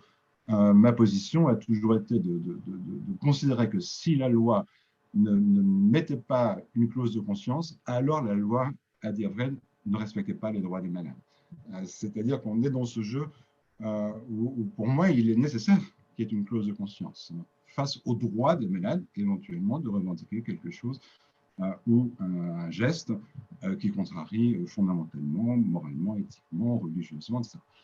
Le problème, c'est qu'en ne nommant pas la chose, ça reste flou, c'est dilué. Voilà ce que disait Jean-Luc Romero tout à l'heure, et je pense à Marie Collier aussi, la difficulté de normaliser la situation avec des directives anticipées, la personne de confiance, etc. Eh bien, ça se noie justement parce qu'il n'y a pas, à mes yeux, de clause de conscience qui pourrait être clairement formulée, clairement opposée, laissant libre de conscience son équipe ou des membres de son équipe, et non pas de colmater le tout en faisant des cultures de service qui, en aucune circonstance, ne répondent à la demande des patients et leur ferment leurs portes des services et des hôpitaux jusqu'à ce qu'ils trouvent un relais en Belgique. Ce qui, pour moi, d'un point de vue citoyen, reste un vrai problème. D'accord. Est-ce que Anne-Marie, Jean-Luc Romero, vous voulez rebondir sur ce qui s'est dit? Sur la clause de conscience, je pense que là-dessus, tout le monde ne peut être que d'accord. Enfin, en tout cas, moi, je partage tout à fait l'avis de Philippe Bataille. Et à la DMD, on a toujours dit qu'il fallait respecter la conscience de tout le monde. C'est bien pour ça qu'on se bat pour une loi qui respecte tout le monde. Si vous ne souhaitez être médecin, vous ne souhaitez pas accompagner, vous ne devez pas l'être, on respecte votre éthique. Mais en même temps, un médecin doit comprendre que si c'est contre ses opinions qu'un patient a envie de partir, eh bien, il doit le confier à un autre médecin et il doit respecter sa volonté parce que ce n'est pas lui qui meurt, c'est la personne. Et donc, je pense que dans ce domaine-là, tout le monde est respecté. Vous savez, quand on entend même parfois les religions qui nous disent on est contre cette loi, etc., ils ont le droit d'être contre. Hein, en plus, aujourd'hui, on fête la loi de la laïcité. La laïcité, c'est permettre à chacun de croire, mais ce n'est certainement pas les religions qui dirigent un pays. Et on voit bien qu'aujourd'hui, il n'y a plus aucune raison objective qui empêche qu'il y ait une loi de liberté dans notre pays, comme dans les pays qui nous entourent aujourd'hui, parce que tout le monde est respecté. Et je dirais même qu'une loi comme celle-là, elle respecte encore mieux qu'aujourd'hui, parce que je suis désolé, avec la loi actuelle, et c'est l'INED qui nous l'a dit, il y a des dérives, il y a des gens qui reçoivent des produits létaux, c'est l'INED qui nous l'a dit. C'est une étude que chacun peut aller vérifier. 0,8% des morts dans une étude qui a été faite auprès de médecins qui ont suivi plus de 4000 personnes nous apprend que ces personnes ont reçu un produit létal interdit en France. 0,8%. Eh bien, ça veut dire qu'il y a aujourd'hui des personnes qui sont aidées, qui l'ont demandé, tant mieux pour elles, mais d'autres qui sont aidées sans avoir rien demandé. Alors que quand vous avez une loi, ça pose les principes. Et c'est pour ça qu'il faut qu'on sorte de ça et qu'on arrête de n'écouter que deux corporations, c'est-à-dire d'un côté les religieux, de l'autre les grands mandarins, parce que les médecins qui sont sur le terrain, la plupart, ils n'ont qu'une envie, c'est d'écouter leurs patients. Et c'est ça qui a fait que jusqu'à aujourd'hui, notamment au Parlement, on n'a pas entendu les gens. Et vous voyez bien, cette loi, c'est une loi qui, enfin, il faut arrêter d'avoir des certitudes dans ce pays. Il faut arrêter sur la mort d'avoir des certitudes. Moi, je ne sais pas ce que je voudrais à la fin. Peut-être que je voudrais vivre le plus longtemps possible. Ben oui, peut-être dans la souffrance, parce que j'aurai une belle histoire d'amour à ce moment-là. Ou d'autres parce qu'ils ont un petit enfant qui va naître. Ben oui, on n'en sait rien. Par contre, dire « Ah, mais moi, jamais je serai dans les soins palliatifs, tout sera formidable, je ne voudrais rien d'autre ». Mais on l'a vu, plein d'études ont démontré que des gens qui sont dans des soins palliatifs, eh ben, ils demandent et ils persistent dans leur demande. C'était des études qui avaient été faites notamment par l'ancien observatoire sur la fin de vie, dont on ne peut pas dire qu'il était très proche des idées libérales que pourraient avoir les 90-30% de Français qui sont pour. Donc on voit bien qu'une loi, elle respecte tout le monde et qu'il serait temps que dans un pays de liberté, eh bien, on ait enfin cette loi qui respecte les médecins, bien sûr, mais surtout la personne qui est en fin de vie. Néanmoins, j'ai une question un peu. Bon, et l'idée, je la pose, c'est par rapport à l'encadrement, parce qu'on voit bien que la souffrance, ça peut prendre de multiples formes, ça peut être psychologique, ça peut être physique. Et finalement, est-ce qu'il y a une limite quand même où on se dit, ben, peut-être que la souffrance va être. Parce qu'il y a les cas. Où c'est typiquement incurable, intraitable, où on ne peut pas revenir. Mais est-ce que ça doit être encadré pour que finalement, il y ait peut-être une possibilité de rebond et qui fera changer le point de vue, le regard, vous l'avez dit, vous pourriez changer, peut-être que même en souffrant, comme vous seriez amoureux, vous pourriez changer d'avis au dernier moment. Donc, est-ce que il faut encadrer quand même. Et imaginons que la loi évolue, est-ce qu'il faut quand même l'encadrer, euh, mettre des points clés pour que peut-être des gens ne se mettent pas à se suicider trop tôt, quoi. Enfin, je sais pas, je sais pas si ma question est maladroite, mais Non, mais vous avez raison, c'est ce qui se passe aujourd'hui. Aujourd'hui, il y a des gens qui se suicident prématurément, c'est ce que rappelait tout à l'heure Philippe Bataille. On est avec la Corée du Sud et le Japon, le pays où il y a le plus fort taux de suicide. Et chez nous, c'est les personnes âgées et les grands malades.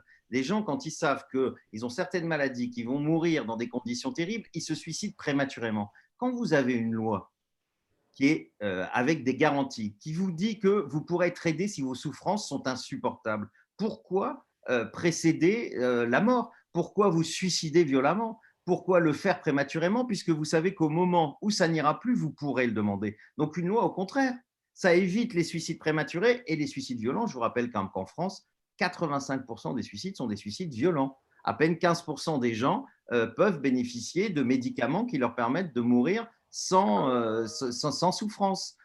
Voilà, et donc évidemment qu'il faut bien sûr des conditions, parce que je vous le dis, c'est aujourd'hui. Quand on a une loi qui ne répond pas à la première question, c'est s'occuper d'abord de la personne qui meurt, et qu'elle ne permet pas toutes les possibilités, c'est aujourd'hui les dérives.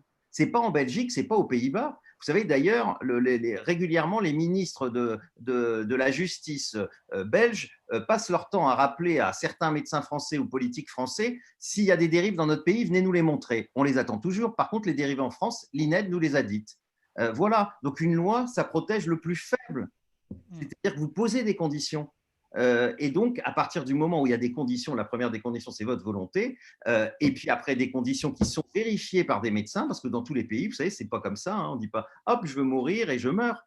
Il faut vérifier que vous êtes dans certaines conditions. Et donc, en général, c'est 2 médecins qui vont vérifier. Et s'il y a un doute, on peut même demander à un psychologue, si on doute de la volonté de la personne. Donc, tout ça se fait, il y a des délais.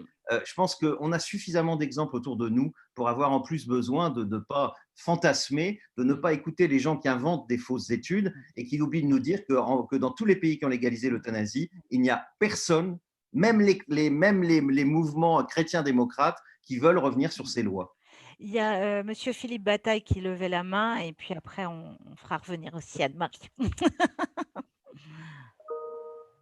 Non, juste sur la question que vous disiez mal formulée, mais pour venir en relais, je pense que c'est ça, vous avez raison, c'est de remettre de la temporalité, enfin, choisir le moment et l'heure de sa mort, ça a été des questions, c'est pas une situation d'urgence, c'est pas une situation de panique, c'est justement pour remettre du temps, de la temporalité, de l'humanité à un événement qui en nécessite, voilà, qui est réclamé.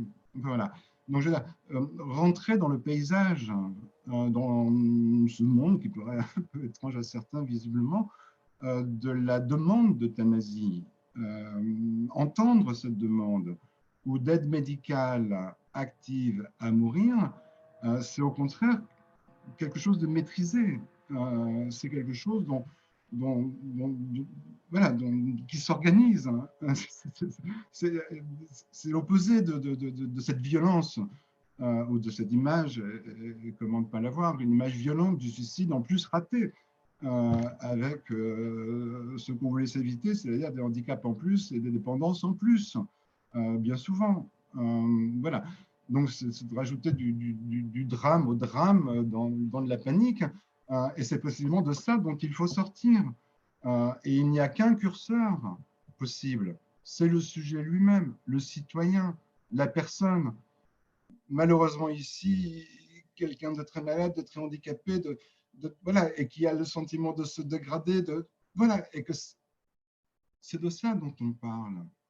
Alors, je comprends bien. Aujourd'hui, cependant, et je vais redonner la parole à Anne-Marie, existe la question de la sédation profonde. Alors, effectivement, de l'extérieur, il y en a qui le voient comme une longue agonie parfois, où on laisse le patient un peu mourir de faim, voire de soif, puisqu'effectivement, la loi Claes-Leonetti qualifie la nutrition et l'hydratation artificielle comme des traitements à arrêter donc au moment où cette sédation profonde s'engage.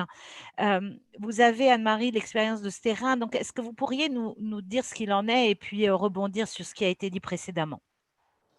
Je bouge la tête, Monsieur Romero. Mais bon, juste pour vous dire que j'entends tout à fait ce qui a été dit, je ne peux que… Voilà, ça fait, de toute façon, ça fait partie de la culture et de la réflexion qu'on doit avoir. Moi, je me dis, il y a des… Alors, encore une fois, ça fait 30 ans que je travaille sur du soin palliatif avec différentes équipes. Je ne crois pas être complètement à côté de la plaque, parce que j'ai accompagné, encore une fois, en équipe et jamais seule, parce que ça aussi, les soins palliatifs, c'est… Et j'ai la chance, parce que je dois être vraiment hyper chanceuse, parce que, en fait, les situations extraordinaires, il faut le prendre au terme vraiment littéral, elles existent, on ne va pas les nier. Mais ce n'est vraiment pas le quotidien que nous avons, nous, professionnels de santé, pour lequel nous nous battons. Non, j'entends complètement ce que vous avez dit et je vous répète, j'ai entendu, et l'idée des soins palliatifs, c'est de réfléchir avec vous, la DMD, sur tout ce qui se passe. Et c'est très important de ne pas rester dans une position un peu, je dirais, réac, en disant on ne peut pas imaginer l'évolution de la société et l'évolution d'une loi. Donc, je suis complètement d'accord avec l'idée de cette réflexion individuelle et collective. Ceci dit, ma pratique de 30 ans, hospitalière et domicile, et quand vous dites les problématiques de choix du domicile, je peux vous dire que je ne suis pas là pour plaider la cause, mais effectivement, je peux comprendre que dans les grands centres urbains type parisien, ce soit complexe, mais nous, on est quand même en région Bretagne sur quand même beaucoup de ruralité, et je vais parler pour ma paroisse, la Bretagne, on est quand même sur des possibilités de retour ou de maintien à domicile avec des soins palliatifs. Donc, je voulais juste fermer cette parenthèse en disant que voilà, encore une fois, 30 ans d'expérience de soins palliatifs, je ne suis pas tombée à côté en équipe, ce sont des situations qu'on ne rencontre évidemment et heureusement pas tous les jours. Quand elles se posent, elles sont dramatiques, complexes, mais ce n'est pas le quotidien des professionnels de santé. J'ai travaillé avec la mutualité sur le secteur des Côtes-d'Armor avec les EHPAD. On a fait un remarquable boulot avec les professionnels de ces EHPAD, où le quotidien de ces professionnels, qu'ils soient cuisiniers, à la blanchisserie, aides-soignants, auxiliaires de vie, était comment accompagner une famille d'une personne de 95 ans qui est en train de mourir sans être en soins palliatifs, mais au niveau de la structure. Qu'est-ce qu'on peut dire à la famille? Ça, c'est mon job, moi, de manager, pour épauler ce quotidien. C'est ça le quotidien de la majorité. Alors, j'entends les problèmes de suicide pour des personnes, etc. On ne peut pas les nier, vous avez complètement raison. Mais très honnêtement, moi, mon quotidien, il n'est pas là. Et je ne peux pas, ma parole aujourd'hui au sein de cette table ronde, elle est la parole des professionnels de santé qui, dans la grande majorité, travaillent au quotidien sur de l'accompagnement, j'ai envie de dire, quelquefois compliquées. Et je vais juste vous donner un exemple. On travaille pour beaucoup de congrès et on travaille sur des thèmes. Aujourd'hui, il y a un thème pour lequel les professionnels ont du mal, ils sont un petit peu en overdose, c'est justement ces problèmes d'acharnement thérapeutique, etc. Ce n'est pas leur quotidien. Le quotidien aujourd'hui, c'est comment trouver les moyens d'accompagner, qu'est-ce qu'on peut proposer aux familles, les fameuses maisons de répit, dont vous dites quand on n'en parle pas, mais qui sont aussi des solutions d'avenir et qu'il va falloir qu'on imagine. Donc moi, mon quotidien, il n'est pas tout à fait ce que vous exprimez et ce n'est pas pour autant que je le nie. Je dis simplement que ce n'est pas mon quotidien et je pense que je représente beaucoup de professionnels de santé. Donc pour en revenir à ce que vous avez posé comme question concernant les problématiques de quand on applique le texte de loi sur des situations, encore une fois, qui sont loin d'être fréquentes, quand on arrête une hydratation, le gros du travail, et tous les professionnels de santé vous diront, la problématique de mourir de faim et mourir de soif, elle n'est pas tout à fait ce qu'on peut imaginer. Et c'est aussi de l'information qu'on doit donner aux familles. Le gros du travail, c'est que quand une personne est en fin de vie, qui rentre son corps rentre en économie d'énergie. C'est-à-dire qu'il va avoir besoin moins de calories, moins d'hydratation. Et on sait aussi le côté maintenant pervers de trop hydrater ces personnes. Je passerai des détails parce qu'on n'est pas sur une plateforme médicale et paramédicale. On le sait aujourd'hui. Notre travail, il va être justement de faire le bénéfice-risque entre ce que l'on donne en thérapeutique, ce que l'on donne en quantité d'hydratation, ce que l'on donne en plaisir d'alimentation et de nutrition. Tout ça, c'est le travail du bénéfice-risque pour que le patient choisisse ce qu'il veut manger, pas manger. Et quand il est en phase terminale, le gros du travail va être l'extrême vigilance des professionnels de la santé pour éviter justement le travail sur les soins de bouche qui sont primordiaux sur la fin de vie, etc. C'est un gros travail d'accompagnement, mais ça, c'est le travail, j'ai envie de dire, du quotidien pour l'accompagnement de fin de vie et pas qu'en soins palliatifs. Je vous remercie Anne-Marie. Alors, on arrive un peu sur la fin de ce débat, donc j'aimerais vous donner à tous l'occasion de faire un mot de conclusion. J'ai essayé de repérer vivement, mais comme ça défile assez vite les questions, j'ai pas eu le temps de tout repérer, mais peut-être un petit mot de conclusion sur ce débat à chacun, sur cette question d'un débat toujours un peu sans fin. Est-ce que vous voulez commencer, Anne-Marie, et on va faire… Merci pour ce débat, parce que ces débats sont toujours très intéressants et ça fait toujours, encore une fois, moi, personnellement, mais au sein de l'ASFAP aussi, notre travail, c'est de projeter l'accompagnement. Et le Covid va nous obliger aussi à travailler sur accompagner peut-être des modifications de la loi, peut-être des modifications de comportement du citoyen par rapport, encore, et vous l'avez bien dit, au corps médical et paramédical. Moi, je crois qu'il faut beaucoup accompagner les soignants qui font du quotidien l'accompagnement de fin de vie dans le domicile, dans le médico-social, dans les établissements. Et il y a déjà beaucoup de boulot. Et du boulot que les professionnels de santé font avec beaucoup de motivation, il faut les soutenir. 30 ans de soins palliatifs, moi j'ai toujours la niaque, je pense qu'on a encore plein de choses à faire. Moi j'y crois. La loi, sûrement il y a du travail, mais il y a déjà du quotidien à gérer. Voilà. Merci Anne-Marie Colliot. Philippe Bataille, peut-être un petit mot de conclusion? Oui, conclusion et entretien du débat. Puisqu'il a lieu, il n'est pas clos, on ne terminera pas ce soir. Non. Deux choses peut-être. La première, c'est pour les soins palliatifs, parce que c'était la dernière intervention avec Anne-Marie Colliot. Pour dire ceci, ce n'est pas pour moi, à ce stade de la discussion, une question de soins palliatifs. Et ce que vous avez dit, le quotidien, et voilà, ces situations complexes. Et voilà, il y a des exceptions, il y a des demandes, etc. Mais ce n'est pas comme ça que je voudrais parler. Je voudrais dire ceci. La solidarité, c'est une question de solidarité. Et la solidarité en République, la solidarité dans une approche de citoyenneté, c'est que tous nous nous rassemblons autour d'un seul parmi nous qui est en difficulté, qui a besoin de nous. Et si c'est une seule demande qui s'exprime et qui n'est pas traitée, alors il y a un défaut de loi où il y a voilà, un seul suffit. Donc je ne mets pas en cause du tout la panoplie et le déploiement que je soutiens des soins palliatifs. Encore une fois, pour moi, le mot-clé avec soins palliatifs, c'est accès sur les territoires, sur les situations sociales, sur les maladies chroniques, tout ce qu'on veut. Voilà, l'accès aux soins palliatifs reste une priorité.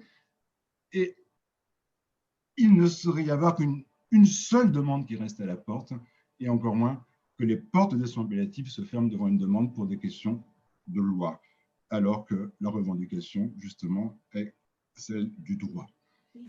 La deuxième chose qui était évoquée, et voilà, je ne développe pas, en conclusion, vous dites, c'est l'histoire de l'hydratation, alimentation. Ça fait longtemps que c'est en place. Enfin, c'était la loi de 2005, voilà, et qui était déjà dans des régimes d'interprétation différenciés à l'échelle des territoires, des équipes, des identités, des spécialités, des proximités avec la frontière, qu'on peut échapper, et d'autres, ça coûte beaucoup plus cher, c'est pas possible, il est trop tard, enfin voilà. Voilà. Donc, ça ne saurait être l'unique manière d'accompagner médicalement un mourant. Et même si on améliore la technique, la technologie de l'accompagnement en sédation profonde et sans réveil, sans aide médicale active à mourir, je pense qu'on restera dans un monde qui sera mal interprété par ceux qui devraient mourir comme ça. Enfin, il y a plein de gens qui n'ont pas envie de mourir comme ça. Vous pouvez dire qu'on ne meurt pas de soif, qu'on est déshydraté, on n'est pas affamé, mais on n'est plus nourri. Voilà, donc voilà, il y a, ça tente, voilà, plein de gens ne veulent pas mourir comme ça, et inconscients. Merci. Est-ce que c'est l'inconscience qui tue dans ces circonstances? Merci, Monsieur Bataille. Jean-Luc Romero, votre conclusion? Merci encore à la Mutualité pour ce débat. Merci à vous, Céline, de l'avoir animé. Et puis, bien sûr, à Anne-Marie et Philippe, on ait pu débattre ensemble. Et j'ai trouvé que c'était un débat d'ailleurs assez intéressant. Vous savez, moi, je ne me bats pas contre les soins palliatifs. Je me bats depuis toujours pour. Et je veux et je sais que Philippe est dans la même considération. Et je suis content parce qu'aujourd'hui, on a plutôt dialogué ensemble plutôt que d'entendre toujours nous dire « Ah, mais dès qu'il y a les soins palliatifs, tout va bien, c'est un miracle, etc. » Non, il faut être modeste dans la vie. On doit tous l'être. Et puis, et si Anne-Marie est depuis 30 ans dans les soins palliatifs, moi, je suis depuis 33 ans une personne qui vit avec le VIH, donc un malade, et qui sait ce que c'est qu'aussi d'être malade, d'aller à l'hôpital tous les 2 mois, et j'ai d'autres pathologies. Donc, vous voyez, on est tous experts de quelque chose au final. Et l'expertise des malades, c'est un peu dommage qu'elle ne soit jamais considérée de la même manière que l'expertise des soignants, qui est considérée alors que l'autre ne l'est pas. Donc, rassemblons-nous tous pour entendre ça. Et j'aurais aussi le dire, moi, je ne veux pas être caricatural sur la sédation profonde et continue, qu'il vaut mieux appeler sous sédation terminale, parce qu'on vous endort, vous n'allez jamais vous réveiller. Donc, autant utiliser les vrais mots plutôt que d'avoir des mots poétiques qui font rêver, alors que ce n'est pas du tout un rêve. J'ai pris les termes techniques. Hein, mais... Voilà. Mais bon, c'est une sédation terminale. Voilà. À l'étranger, on dit la France a légalisé la sédation terminale. Il ne faut pas être caricatural. C'est une solution si vous mourrez dans les 24 à 48 heures. Il faut être honnête. D'ailleurs, en Belgique, aux Pays-Bas, en Belgique, c'est 10% des morts. Mais ça ne dure pas plus de 48 heures. Parce que sinon, on est dans l'acharnement thérapeutique. Parce que c'est quoi? On attend que vos reins soient atteints. Hein? Alors, si vous avez des médecins qui vont abréger, parce que certains vont aller beaucoup plus vite, on voit bien, selon les endroits, c'est plus court ou plus long. Mais il y a plein de sédations et je peux vous dire, venez écouter ADMD Écoute, notre service d'écoute tout le temps. Vous avez toutes les semaines. Et moi, je l'ai vécu. Là, dans ma vie où j'ai dû me battre pour que ma mère, on lui enlève quand même quelques jours de ces jours qui ne servaient plus à rien et qu'on préférait la laisser partir tout tranquillement et que personne voulait mettre les bons médicaments pour qu'elle parte sans souffrance. Parce que qu'est-ce qu'on voit? Les signes cliniques, on ne les a quand même pas inventés. Quand vous avez, au bout d'une semaine, Vincent Lambert, rappelez-vous, il a mis 8 jours à mourir. Quand vous avez des escarres, quand vous avez des phlébites, quand vous avez des encombrements, des infections multiples, des spasmes, des hémorragies, des convulsions, on les a inventés, ça? Et donc, on voit bien qu'on est dans l'acharnement thérapeutique là et qu'il faut aujourd'hui une loi qui permette bien sûr la sédation, mais la sédation limitée selon un protocole qui doit être partout et ne dépassant jamais 48 heures, parce qu'après, on est dans l'acharnement thérapeutique et ça, c'est plus possible. Ça, c'est plus possible en France, de voir son proche mourir dans ces conditions. Parce que c'est non seulement la personne qui n'est pas respectée, qui a voulu partir, mais c'est aussi les autres. C'est pour ça qu'il faut une loi de liberté, qui respecte toutes les consciences, je le rappelle, qui respecte les médecins, qui respecte celles et ceux qui veulent mourir le plus longtemps possible, le plus tard possible, mais aussi celles et ceux qui veulent à un moment arrêter ces souffrances parce que leur vie est terminée, ils ont dit au revoir à leurs proches et qu'il n'y a pas, on est quand même dans une république laïque, je le rappelle, aujourd'hui en cet anniversaire. Et il n'y a pas un principe supérieur qui vous oblige à mourir le plus tard possible. Eh bien, écoutez, merci beaucoup, monsieur Jean-Luc. Monsieur Romero, je vais faire semblant, je crois. Et je vous remercie à tous d'avoir écouté, puisque nous n'avons pas eu une fuite des participants dans le débat, donc beaucoup sont restés motivés. Merci à tous de la qualité de vos échanges, de l'écoute dont vous avez fait preuve, hein, et je vous remercie tous pour la Mutualité Française Bretagne. Ah, on me dit que Fabienne souhaiterait dire très rapidement une petite phrase de conclusion, donc je lui laisse la main et moi je vous remercie tous. Au revoir. Je suis désolée, chacun se disait allez c'est bon, c'est fini, je peux aller dîner.